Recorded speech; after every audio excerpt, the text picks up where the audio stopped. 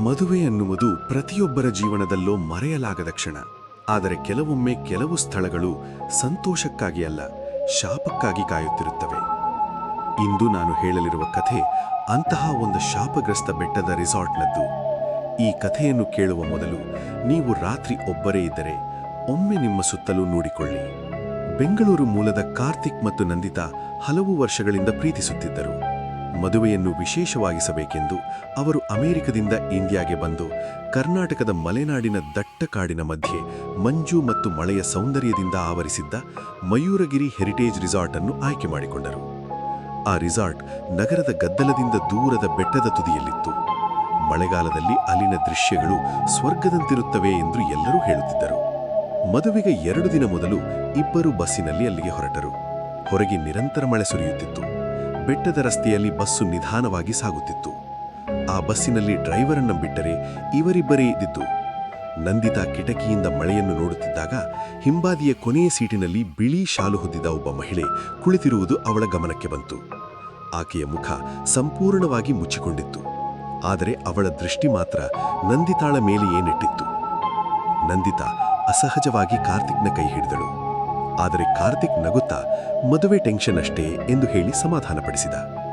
ಸ್ವಲ್ಪ ಹೊತ್ತಿನ ನಂತರ ಬಸ್ಸು ಒಂದು ಚಹಾ ಅಂಗಡಿಯ ಬಳಿ ನಿಂತು. ಕಾರ್ತಿಕ್ ಚಹಾ ತರಲು ಕೆಳಗಿಳಿದ. ನಂದಿತಾ ಒಬ್ಬಳೇ ಕುಳಿತಿದ್ದಳು. ಆಗ ಏಕಾಏಕಿ ಯಾರೋ ಅವಳ ಭುಜದ ಮೇಲೆ ತಣ್ಣನೆ ಕೈ ಇಟ್ಟಂತೆ ಅನಿಸಿತು. ಹಿಂದಿರುಗಿ ನೋಡಿದಳು. ಅದೇ ಬಿಳಿ ಶಾಲಿನ ಮಹಿಳೆ. ಅವಳ ಕಣ್ಣುಗಳು ಸಂಪೂರ್ಣ ಬಿಳಿಯಾಗಿದ್ದವು. ತುಟಿಗಳಿಂದ ಕಪ್ಪು ನೀರು ಹರಿಯುತ್ತಿತ್ತು. ಮುಖದ ಒಂದು ಭಾಗ ಕೊಯ್ದು ಹೋದಂತೆ ಕಾಣಿಸುತ್ತಿತ್ತು. ನಂದಿತಾ ಕಿರುಚುವಷ್ಟರಲ್ಲಿ ಆ ಮಹಿಳೆ ಮತ್ತೆ ಅದೇ ಜಾಗದಲ್ಲಿ ಕುಳಿತಿದ್ದಳು. ಅಷ್ಟರಲ್ಲಿ ಕಾರ್ತಿಕ್ ಬಸ್ಸಿಗೆ ಏರಿದ. ನಂದಿತಾ ಮತ್ತೆ ನೋಡಿದಾಗ ಆ ಮಹಿಳೆ ಕಾಣಿಸಲಿಲ್ಲ. ಬಸ್ಸು ಮತ್ತೆ ಹೊರಟಿತ್ತು. ಭಯದಿಂದ ನಂದಿತಾ ಮೊಬೈಲ್ನಲ್ಲಿ ಹಾಡು ಕೇಳಲು ಆರಂಭಿಸಿದಳು. ಆದರೆ ಹಾಡಿನ ಮಧ್ಯೆ ಏಕಾಏಕಿ ವಿಚಿತ್ರ ಶಬ್ದ ಕೇಳಿಸಿತು.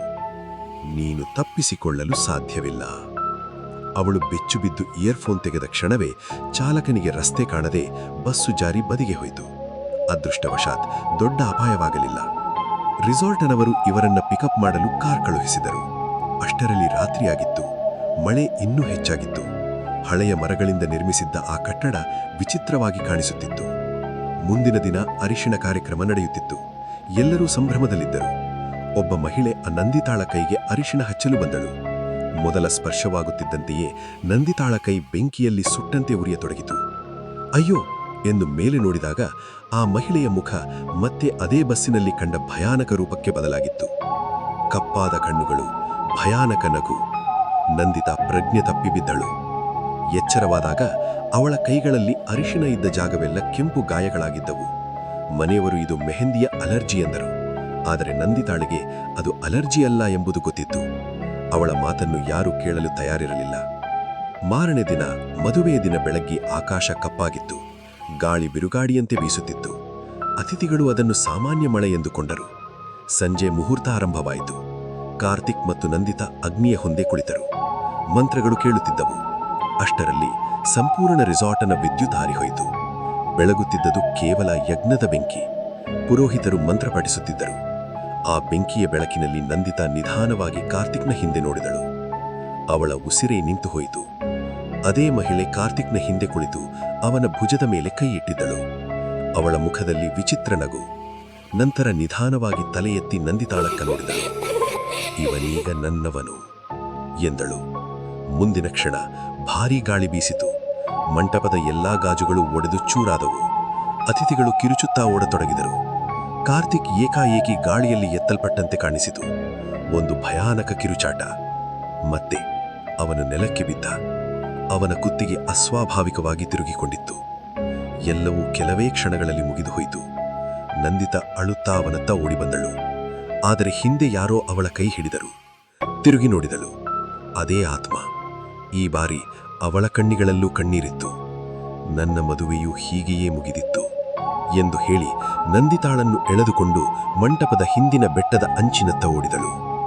ಆಗ ಅಲ್ಲಿನ ಒಬ್ಬ ಹಿರಿಯ ವ್ಯಕ್ತಿ ಹೇಳಿದ, ಸುಮಾರು 30 ವರ್ಷಗಳ ಹಿಂದೆ ಇದೇ ಜಾಗದಲ್ಲಿ ಒಬ್ಬ ಯುವತಿಯ ಮದುವೆ ನಡೆಯುತ್ತಿತ್ತು.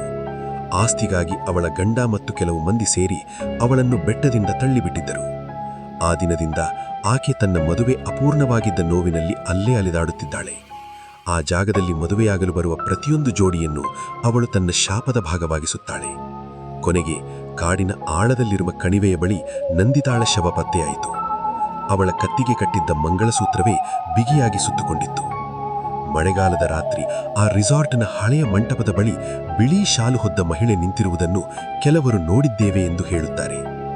ನೀವು ಯಾವತ್ತಾದರೂ ಮಲೆನಾಡಿನ ಹಳೆಯ ರಿಸಾರ್ಟ್ನಲ್ಲಿ ಮದುವೆಯಾಗಲು ಯೋಚಿಸಿದರೆ ಮೊದಲು ಅಲ್ಲಿನ ಇತಿಹಾಸವನ್ನು ಕೇಳಿ. ಏಕೆಂದರೆ ಕೆಲವು ಪ್ರೇಮ ಕಥೆಗಳು ಮದುವೆಯಲ್ಲಿ ಮುಗಿಯುವುದಿಲ್ಲ, ಅವು ಶಾಪವಾಗಿ.